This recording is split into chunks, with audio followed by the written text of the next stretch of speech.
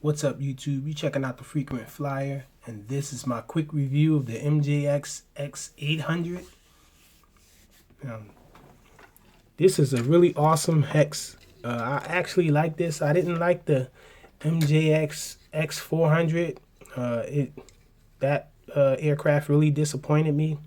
Didn't like that quad. The way it flew, the way it flies is not my taste for flying. Actually, it did have a nice pitch on it, but when you yaw, the pitch it used to lose its pitch, and it just used to slide all around when you doing fast flying and turning.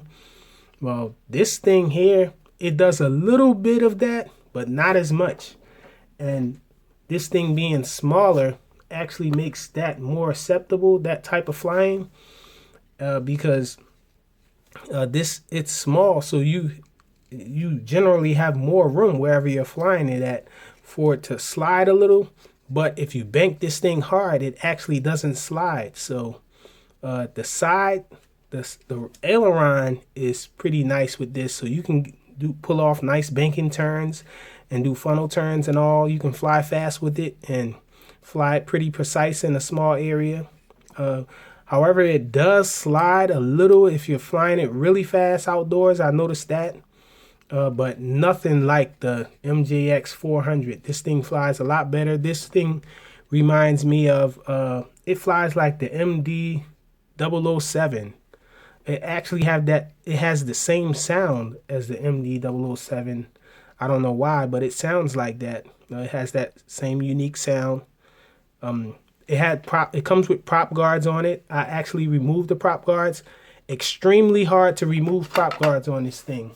I think that's prop guards should never be that hard to remove. I mean, I wasted about maybe a half hour trying to get the first prop guard off. I actually had to remove the top canopy to try to get the prop guard off without breaking the thing. My prediction is a lot of people are going to be breaking the prop guards or breaking maybe the aircraft, one of the arms, trying to get the prop guards off.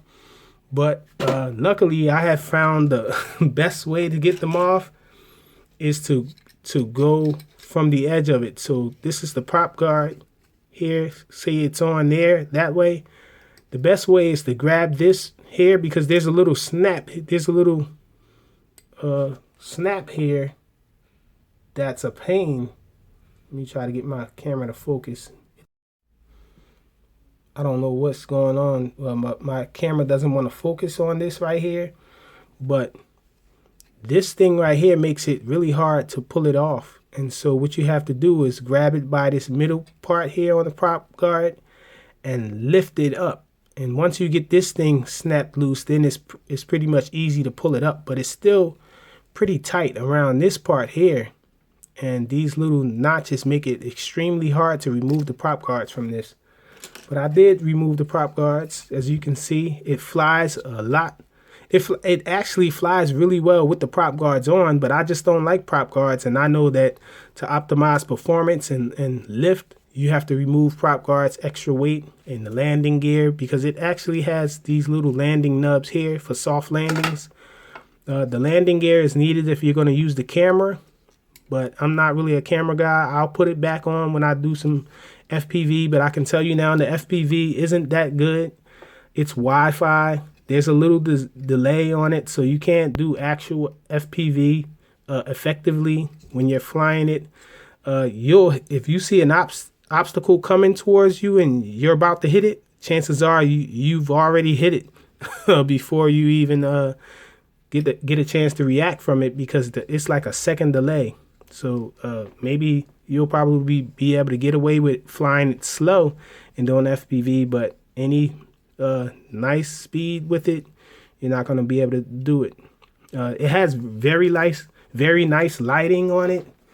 The four front arms are blue, and the rear is red.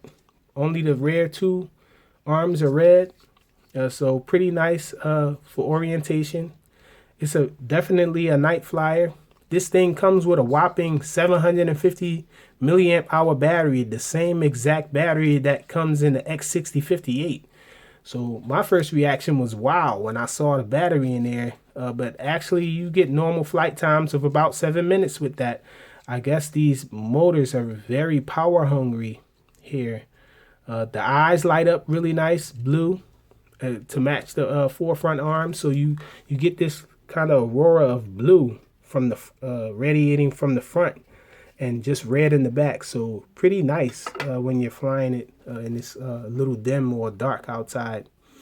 The transmitter is a PlayStation 4 style transmitter, even with the L1 and L2 buttons here. So you have almost a PlayStation 4 type of experience with the feel of this thing.